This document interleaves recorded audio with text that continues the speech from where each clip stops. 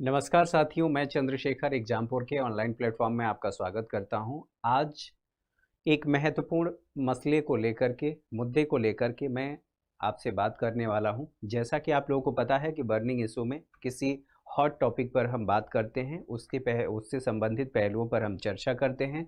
तो आज का जो मुद्दा है वो है व्हाट्सएप चैट और क्या उसे एक एविडेंस के रूप में, साक्ष्य के रूप में कोर्ट में प्रस्तुत किया जा सकता है या नहीं किया जा सकता है।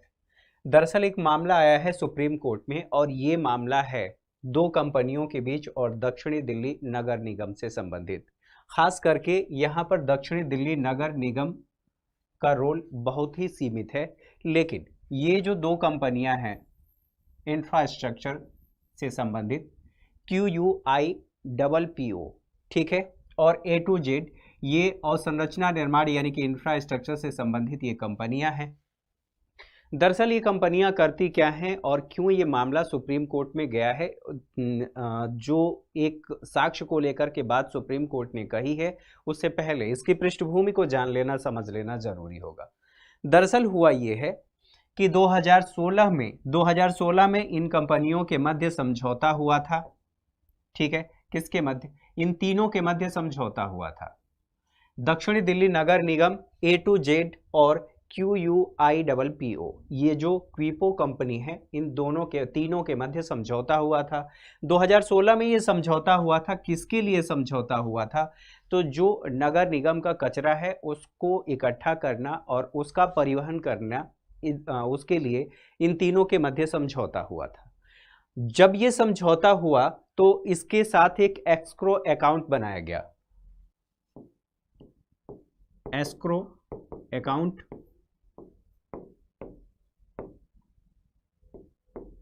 एक एस्क्रो अकाउंट बनाया गया। एस्क्रो अकाउंट थोड़ा सा समझ लीजिए, फिर चीजें समझ में आ जाएंगे। एस्क्रो अकाउंट का मतलब ये होता है कि अगर कई पक्ष हैं, दो पक्ष हैं, दोनों पक्षों के मध्य भुगतान करना है तो एक कॉमन अकाउंट बनाया जाता है तीसरे पक्ष के पास और इसमें ये पैसा डाला जाता है और यहाँ से फिर जिस को भी डिस्ट्रीब्यूट करना है, जो भी पैसे देने हैं उनको दिया जाता है। तो ये होता है एक एस्क्रो अकाउंट।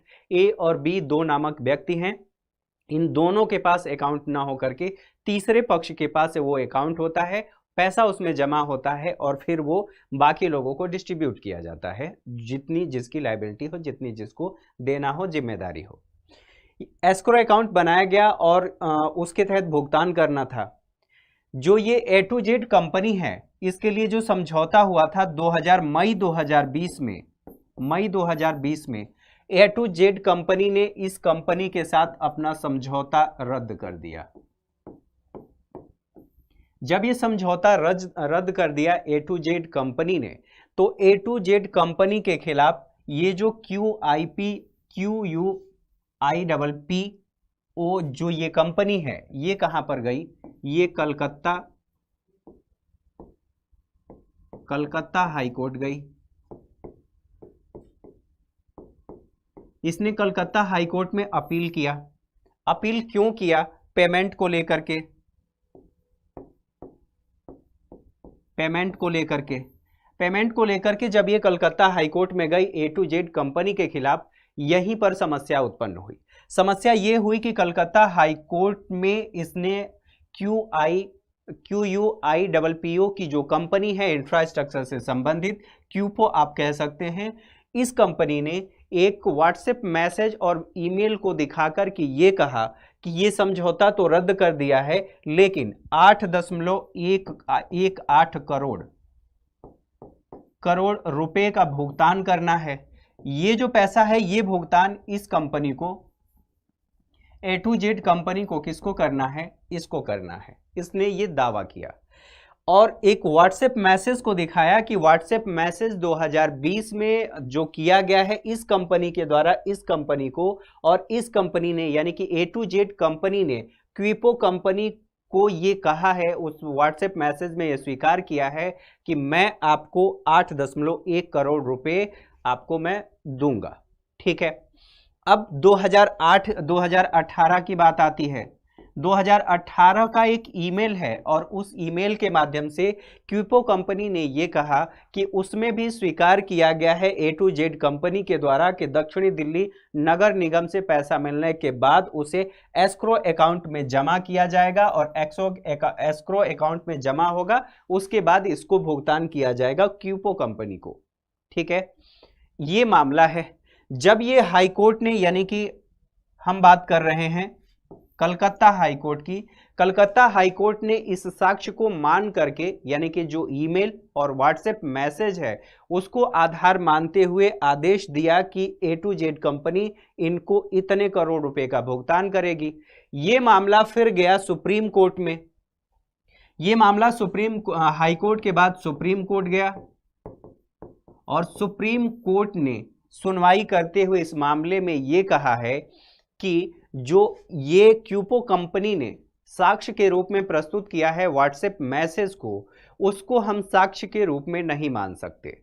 सवाल ये उठता है कि हाईकोर्ट ने उसे साक्ष्य के रूप में मानने से इनकार क्यों किया है। दरअसल अभी व्हाट्सएप ने अपनी व्हाट्सएप पॉलिसी को अपडेट किया है और लगातार लोगों को अपडेट करने के लिए कह रहा है। हालांकि व्हाट्सएप ये कहता है कि वो एंड टू एंड एन्क्रिप्शन रखता है। एंड टू एंड एन्क्रिप्शन का मतलब ये है कि कोई ए और बी दो व्यक्ति हैं, तो अगर ए नामक व्यक्ति ने बी नामक व्यक्ति को कोई मैसेज किया है तो सीधा ए नामक व्यक्ति का मैसेज सीधा बी नामक व्यक्ति तक पहुंचेगा। इस बीच में कोई भी उसे न तो एडिट कर सकता है न ही उसके साथ छेड़छाड़ कर सकता है। लेकिन जो अभी व्हाट्सएप ने अपनी नई पॉलिसी जारी की है, नई नीति उसने जारी किया है, उसके आधार पर यह कहा गया है कि अगर आवश्यकता हो तो उस मैसेज को पढ़ा जा सकता है, एडिट किया जा सकता है। ठीक है, ये व्हाट्सएप की पॉलिसी जो अपडेट किया गया है, तो उसी के आधार पर सुप्रीम कोर्ट ने यह कहा है कि हम इसको साक्ष्य के रूप में कैसे मान सकते हैं, चूंकि ये जो A to Z कंपनी है इसने इसके द्वारा प्रस्तुत किए गए सभी साक्ष्यों को गलत बताते हुए ये कहा है कि ये मैसेज हमने नहीं किया है, ये मैसेज बिल्कुल निराधार है, गलत है। सुप्रीम कोर्ट ने भी कहा कि जब एडिट किया जा सकता है, मैसेज को डिलीट किया जा सकता है, तो फिर जो मैसेज इनके द्वारा दिखाया जा रहा है, जिसे साक्ष्य के रूप में प्रस्तुत किया जा रहा है, उसे हम कैसे मान सकते हैं। ठीक है, ये पूरा मसला है। अब सवाल ये उठता है कि क्या जो हमारे कानून है, हमारे देश में कानून है, किस कानून और व्यवस्था, किस नियम के आधार पर इलेक्ट्रॉनिक माध्यम से जो भी सबूत इकट्ठे होते हैं उसे हम मान सकते हैं साक्ष्य के रूप में या नहीं मान सकते हैं। तो जो सुशांत सिंह राजपूत का मामला आया था, उस सुशांत सिंह राजपूत वाले मामले में भी कई अभिनेत्रियों का नाम आया था और उसमें व्हाट्सएप मैसेज को भी सर्कुलेट किया गया था, लगातार उसको साक्ष्य के रूप में दिखाने की, प्रस्तुत करने की कोशिश की गई थी।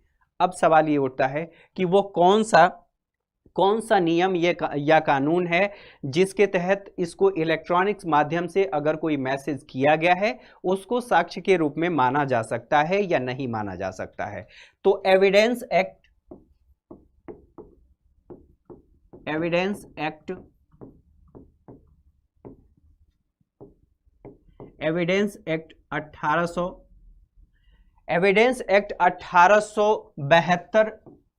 1872 के अनुसार इलेक्ट्रॉनिक माध्यम से अगर कोई मैसेज किया गया है तो उसे साक्ष्य के रूप में माना जा सकता है या स्वीकार किया जा सकता है। ठीक है, अगर ये बात करें कि इसकी कौन सी धारा है, तो धारा 62B, इसकी धारा 62B के तहत इसे 65B के तहत इसे साक्ष्य के रूप में माना जा सकता है। 65B के तहत इसे साक्ष्य के रूप में माना जा सकता है। तो इस आधार पर क्या सुप्रीम कोर्ट का निर्णय सही है या गलत है? हालांकि हम उसे सही गलत नहीं कह सकते। फिलहाल मसला यह है, आप लोगों को दो चीजें जाननी है कि सुप्रीम कोर्ट ने इसे साक्ष्य के रूप में मानने से इनकार किया है। दूसरी बात यह है कि जो इलेक्ट्रॉनिक माध्यम से जितने भी साक्ष्य आप इकट्ठा करते हैं, चाहे वो ऑडियो हो, वीडियो हो या फिर मैसेजेज हो, टेक्स्ट मैसेज हो, उसको इस आधार पर, इस एक्ट के आधार पर साक्ष्य के रूप में प्रस्तुत किया जा सकता है। फिलहाल सुप्रीम कोर्ट ने इसको साक्ष्य मानने से इनकार किया है। तो ये पूरा मसला है। कैसा लगा आपको ये सेशन, जरूर बताइएगा। आप लोगों को इन्फॉर्मेशन जो दी गई है क्या आप लोगों के लिए हेल्पफुल है या नहीं है, कमेंट करके जरूर बताएं। तब तक के लिए नमस्कार।